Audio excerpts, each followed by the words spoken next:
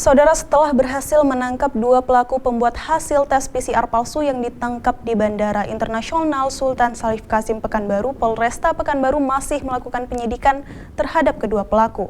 Polisi terus mendalami jika hasil tes palsu tersebut dijual kepada banyak warga. Seorang pimpinan perusahaan dan satu karyawannya diringkus petugas kepolisian Polresta Pekanbaru karena kedapatan memasukkan hasil tes PCR di Bandara Internasional Sultan Syarif Kasim Pekanbaru, Riau untuk melakukan perjalanan menuju Jakarta. Pelaku berinisial HH ditangkap polisi saat dilakukan pemeriksaan oleh petugas kantor kesehatan pelabuhan atau KKP Bandara. Dari hasil pemeriksaan petugas, pelaku menggunakan hasil tes PCR dengan hasil negatif yang dikeluarkan oleh sebuah rumah sakit di Pekanbaru.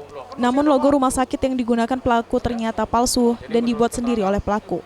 Dari hasil pengembangan diketahui pelaku HH menyuruh seorang karyawannya untuk memalsukan hasil tes PCR dengan alasan untuk keperluan mendesak karena akan berangkat ke Jakarta.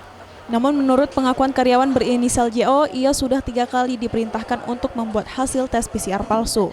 Untuk itu polisi masih melakukan penyelidikan terhadap kedua pelaku apabila masih banyak yang menggunakan hasil tes palsu yang dibuat pelaku. Setelah hasil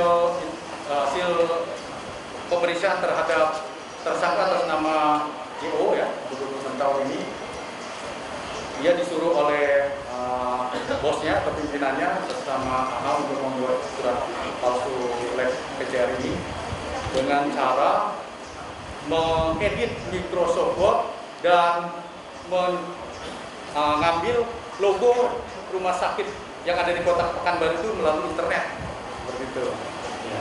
Nah, kemudian apakah dia juga membuat surat ini untuk dilakukan oleh orang selain dari AHA? Ini masih akan kita selidiki lebih lanjut. Dalam pengungkapan ini, polisi mengamankan barang bukti sebuah alat printer, surat PCR palsu dari sebuah rumah sakit di Pekanbaru, laptop, serta tiket pesawat rute Pekanbaru Jakarta. Saat ini kedua pelaku masih menjalani pemeriksaan polisi dan pelaku dijerat pasal 263 tentang pemalsuan surat dengan ancaman hukuman 6 tahun penjara dan pasal 268 tentang pemalsuan surat keterangan dokter dengan ancaman 4 tahun penjara. Citra Indriani, Kompas TV, Pekanbaru, Riau.